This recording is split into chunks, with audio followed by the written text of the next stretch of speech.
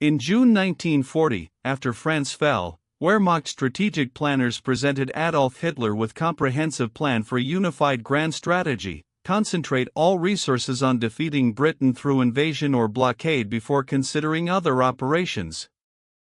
Professional military staff had calculated that Germany faced strategic choice: either focus exclusively on Britain until resolved, or face fighting multiple enemies simultaneously without adequate resources for any objective. Hitler rejected unified strategy. He insisted Germany would pursue multiple strategic objectives simultaneously, prepare for Britain invasion while planning Soviet campaign while maintaining Mediterranean operations. Wehrmacht planners warned this would fragment German resources and prevent concentration of force necessary for achieving any single objective. Hitler dismissed concerns. He believed Germany's tactical superiority would compensate for strategic diffusion. That decision, to reject unified grand strategy in favor of pursuing multiple simultaneous objectives without coordinating them into a coherent plan, would ensure Germany fought entire war without strategic focus. Professional military planning said success required concentrating resources on decisive objectives sequentially. Political leadership chose to pursue everything simultaneously, guaranteeing adequate resources for nothing. Professional military planning recognized that grand strategy was different from operational planning. Operations focused on tactical execution of campaigns. Grand strategy addressed fundamental questions: what are Germany's strategic objectives? In what sequence should they be pursued? How should national resources be allocated to achieve them? Professional staff officers understood that Germany faced resource constraints: limited industrial capacity, finite military forces, restricted access to raw materials. These constraints meant Germany could not pursue all possible objectives simultaneously. Strategic prioritization was essential. Wehrmacht planning tradition emphasized concentration of force: focus resources on decisive objective, achieve it, then redirect to next priority. This approach had proven effective in previous campaigns. Professional planners attempted to apply this logic to Germany's overall strategic situation in 1940. They recommended unified grand strategy: identify primary enemy, Britain, concentrate all resources on defeating that enemy, postpone other objectives until primary objective was achieved. This was not controversial military concept, it was basic strategic planning. But implementing it required political leadership to make hard choices about prioritization. Germany's decision-making structure prevented making those choices. By late 1940, Germany was actively pursuing multiple major strategic objectives simultaneously without unified plan coordinating them. Operation Sea Lion, Britain invasion, remained official objective, requiring substantial resources for landing craft, coastal defense suppression, and naval escort. Mediterranean operations supporting Italy required forces in North Africa and Balkans. Planning for Soviet invasion was consuming Wehrmacht's primary strategic planning effort. Each objective had different operational requirements and resource needs. Professional planners calculated that Germany lacked sufficient resources to pursue all three simultaneously. They presented analysis showing that partial commitment to multiple objectives was less effective than full commitment to single priority. Hitler rejected prioritization. He insisted all objectives would be pursued simultaneously. Wehrmacht structure had no mechanism for adjudicating between competing resource requirements. Army wanted priority for Soviet planning. Navy wanted resources for Britain campaign. Air Force demanded support for Mediterranean. Each service pursued its preferred objective independently. The result was strategic incoherence. Germany was preparing for everything while adequately resourced for nothing. Professional military planning said this guaranteed failure. Political system made unified strategic decision-making impossible. Operation Sea Lion, Britain invasion exemplified Germany's strategic incoherence. Navy calculated invasion required air superiority, specialized landing craft, and months of preparation. Air Force focused on bombing campaign rather than invasion support. Army developed invasion plans but received inadequate Navy support. Hitler never made definitive decision about whether Sea Lion was actual objective or bargaining position. Resources were committed to invasion preparation without clear commitment to executing operation. Professional military planners recognized this as strategic waste. Forces and materials were being consumed preparing for operation that would not occur, resources that could have been concentrated on objectives Germany would actually pursue. Wehrmacht staff requested clarification. Was Britain invasion Germany's primary strategic objective requiring full resource commitment, or should resources be redirected to other priorities? Hitler refused to clarify. Sea Lion remained official objective, consuming resources while actual German strategic focus shifted toward Soviet planning. This pattern would repeat throughout war. Objectives would be declared without adequate resource commitment, forces would be partially committed to multiple simultaneous operations, and strategic effectiveness would be diluted by lack of focus.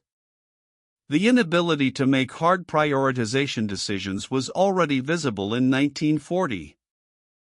In summer 1941, Germany invaded Soviet Union while Britain remained undefeated. Professional strategic planning said this was fundamental error. Engaging new enemy before resolving existing conflict meant fighting war on multiple fronts with divided resources. Wehrmacht planners had specifically warned against this. They presented historical analysis showing Germany lost World War I partly because of multi-front war. They calculated that Soviet campaign required Germany's full military resources and that conducting it while maintaining forces against Britain would dangerously divide German strength. Hitler dismissed these warnings. He insisted Soviet Union could be defeated quickly before Britain became serious threat. The decision exemplified Germany's lack of unified grand strategy. No comprehensive strategic plan addressed how Germany would achieve victory over Britain and Soviet Union simultaneously. Each campaign was planned independently without considering their interaction. Professional military staff recognized this violated basic strategic principle: wars should be fought sequentially against one enemy at a time when possible, not simultaneously against multiple enemies. Germany was now committed to indefinite multi-front war without unified plan for achieving victory on any front. Strategic incoherence was becoming permanent condition. Germany's industrial mobilization reflected same strategic incoherence as military planning. Different military services made independent production demands without unified prioritization. Army wanted tanks and artillery for Eastern Front. Navy demanded submarines and surface ships for Atlantic. Air Force required aircraft for multiple theaters. Industrial planners calculated total demand exceeded production capacity by substantial margin. They requested unified priority system, which services requirements were most strategically important. Political system provided no answer.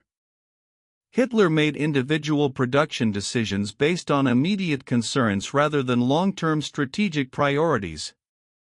The result was inefficient production. Factories switched between different weapon systems based on current crisis rather than strategic plan.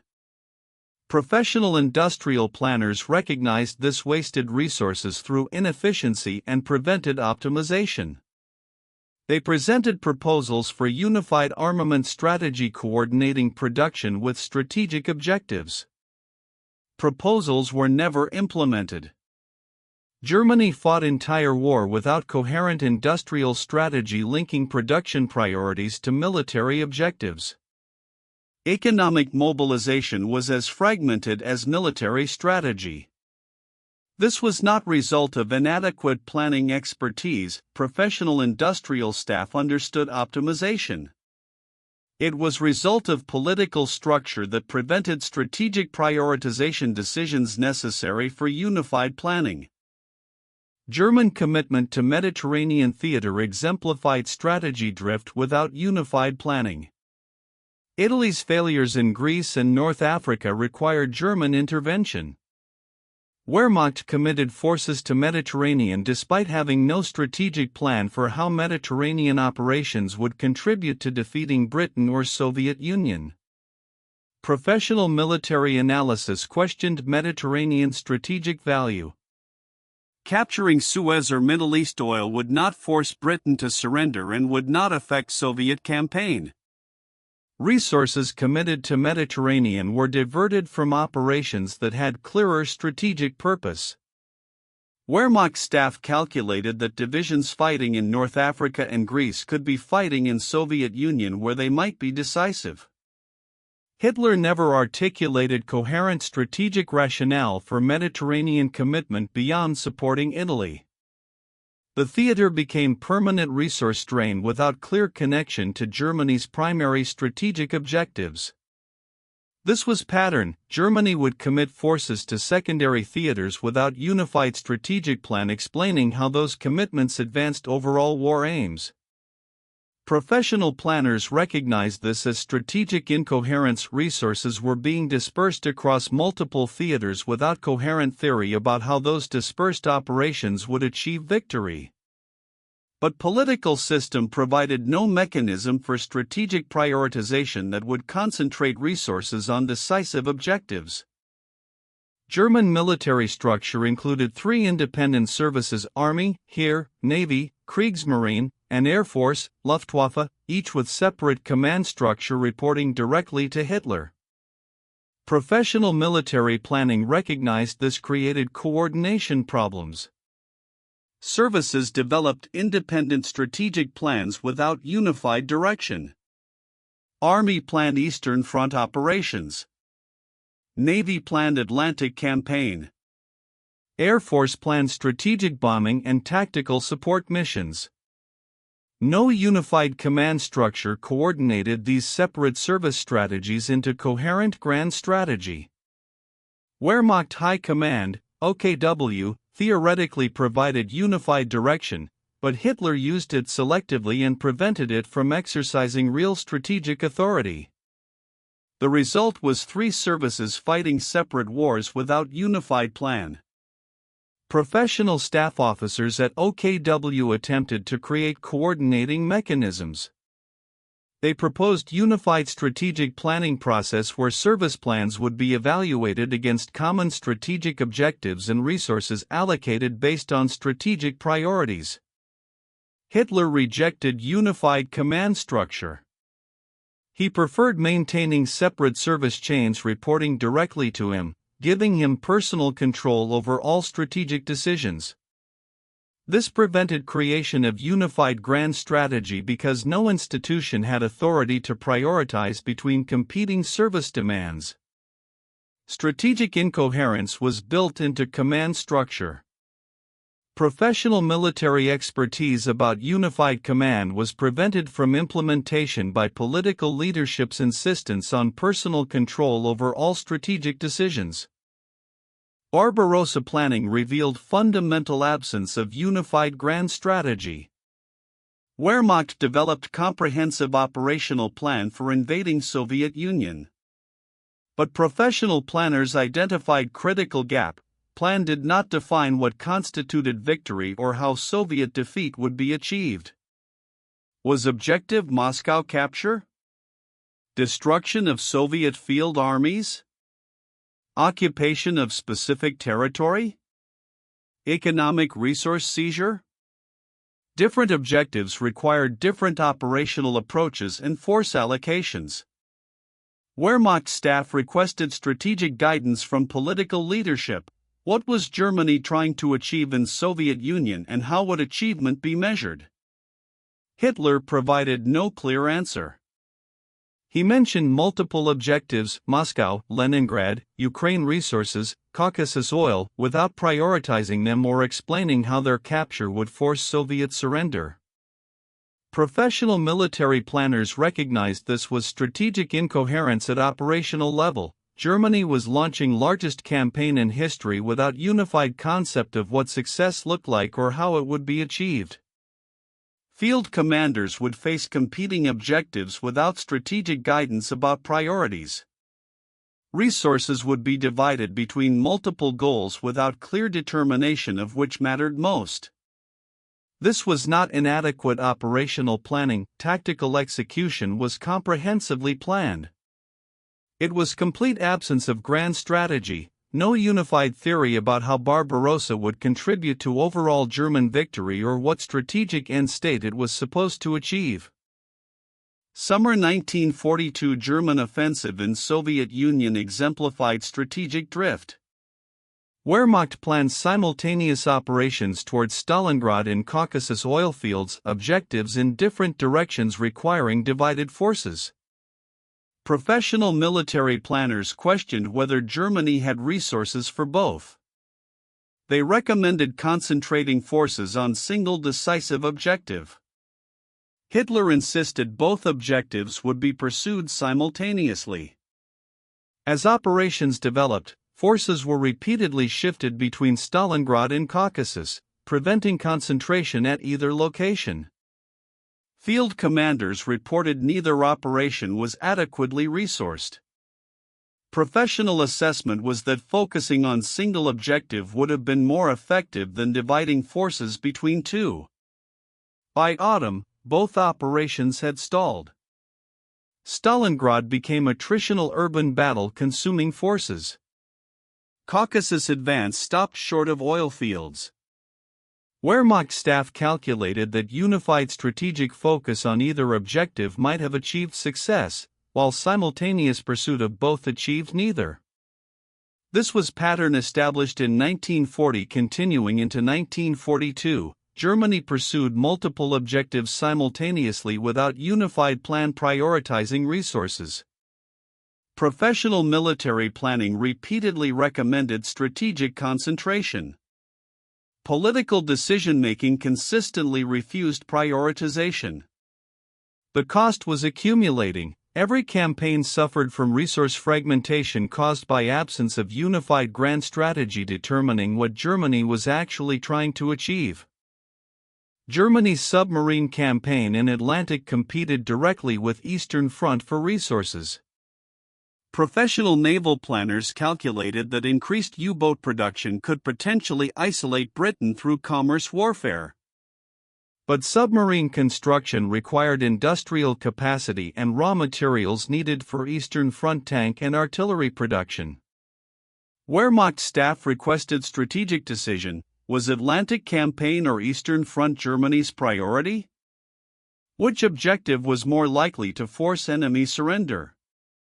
Political leadership never made definitive choice. Resources were divided between both theaters without strategic calculation about optimal allocation. Professional military planners recognized this as fundamental grand strategy failure. Unified strategic planning required determining which theater offered better prospects for decisive results and concentrating resources there. Germany instead maintained partial commitments to both theaters, ensuring adequate resources for neither. By 1943, professional analysis showed this pattern across all theaters. Germany was fighting simultaneously in Soviet Union, Atlantic, Mediterranean, and defending Western Europe, with resources fragmented across all fronts. Each theater was inadequately resourced because no unified grand strategy determined priorities. Professional military expertise recommended strategic concentration. Political system was incapable of making prioritization decisions necessary for unified strategy. Germany would fight entire war without resolving this fundamental strategic incoherence. Wehrmacht field commanders and staff officers increasingly recognized Germany was fighting without unified grand strategy.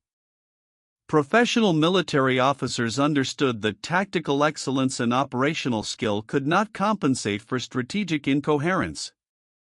They documented explicitly that Germany faced multiple enemies simultaneously without coherent plan for defeating any of them. Field commanders requested strategic guidance. What was Germany's primary objective? Which theater should receive priority? How were dispersed operations supposed to contribute to overall victory? Political leadership provided no answers. Hitler made tactical decisions about specific operations without articulating how they fit into unified strategy. Professional staff officers at OKW attempted to create strategic synthesis, unified plan coordinating separate theater operations toward common objective.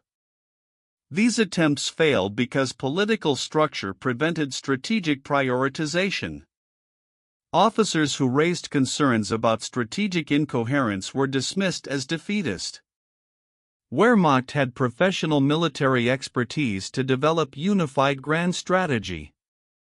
Professional planners understood concentration of force, sequential objective pursuit, and resource prioritization. But expertise could not be implemented because political decision-making structure prevented making hard choices about priorities. The recognition was widespread among professional officers. Germany possessed tactical competence and operational skill, but was fighting entire war without strategic direction. Allied strategic planning provided stark contrast to German incoherence. At Casablanca, Trident, and subsequent conferences, British and American leadership made explicit strategic decisions. Germany first priority, Mediterranean operations subordinated to cross-channel invasion, Pacific theater receiving defined resource allocation. Professional military planners from both countries participated in unified strategic planning process. Disagreements existed, but mechanism existed for resolving them and creating coherent strategy. German intelligence observed Allied strategic conferences with professional interest. Wehrmacht staff recognized Allies were doing what Germany was not, making hard prioritization decisions and creating unified grand strategy coordinating multiple theaters toward common objectives. Professional German military analysis calculated this gave Allies substantial strategic advantage. They presented reports showing that Allied strategic coherence was force multiplier. Resources were being used more efficiently because they were allocated based on strategic plan. Hitler dismissed these analyses. He insisted German willpower would overcome Allied material advantages. Professional staff understood that willpower could not substitute for unified grand strategy. Allied planning conferences demonstrated what Germany lacked: political leadership willing to make strategic prioritization decisions and institutional structure for coordinating military planning across services and theaters. Germany possessed military expertise comparable to Allies but lacked political structure enabling that expertise to create unified strategy.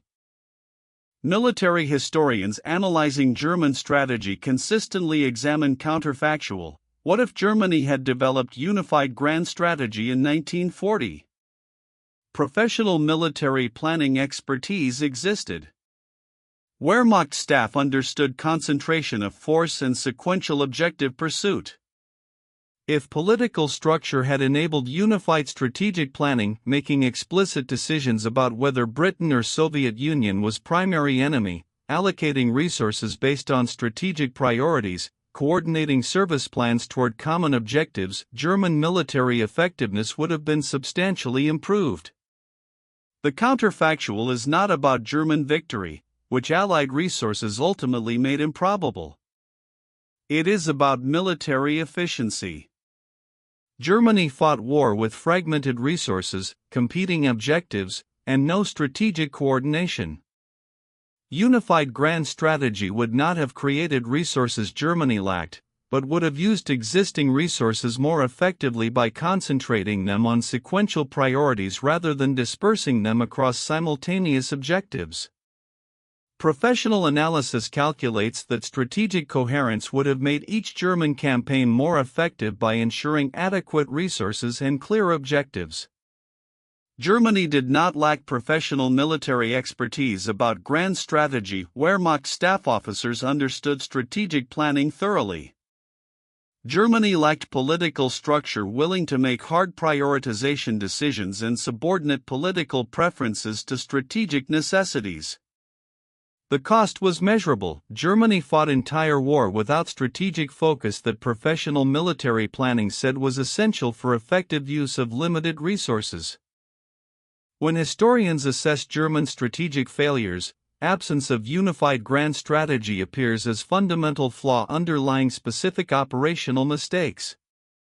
Germany fought World War II without coherent strategic plan. Professional military expertise to develop unified strategy existed. Wehrmacht staff officers were thoroughly trained in strategic planning and repeatedly proposed unified approaches. But political structure prevented implementation. Hitler refused to make hard prioritization decisions that unified strategy required. He insisted Germany would pursue all objectives simultaneously without adequate resources for any. Military command structure was fragmented across 3 independent services without unified coordination. Industrial planning lacked strategic direction. Operational campaigns were developed without defined victory conditions or connection to overall strategic objectives. The pattern was consistent from 1940 through 1945. Professional military planners would recommend strategic concentration. Political leadership would pursue multiple simultaneous objectives, resources would be fragmented, and operations would be inadequately supported. Cost was cumulative degradation of German military effectiveness. Each campaign suffered from resource constraints caused by strategic dispersion. Professional staff officers recognized the problem but could not change political structure creating it. Germany did not lack strategic planning expertise. Wehrmacht possessed world-class professional military staff thoroughly versed in grand strategy concepts. Germany lacked political system that enabled professional military expertise to function. Strategic incoherence was not result of inadequate planning, it was direct consequence of decision-making structure that prevented prioritization, refused coordination, and rejected unified planning. Professional military judgment about grand strategy necessity was systematically overridden by political preference for tactical control and refusal to subordinate immediate concerns to long-term strategic planning. Germany fought entire war proving that tactical excellence and operational skill cannot compensate for strategic incoherence, and that professional military expertise is useless if political structure prevents its implementation.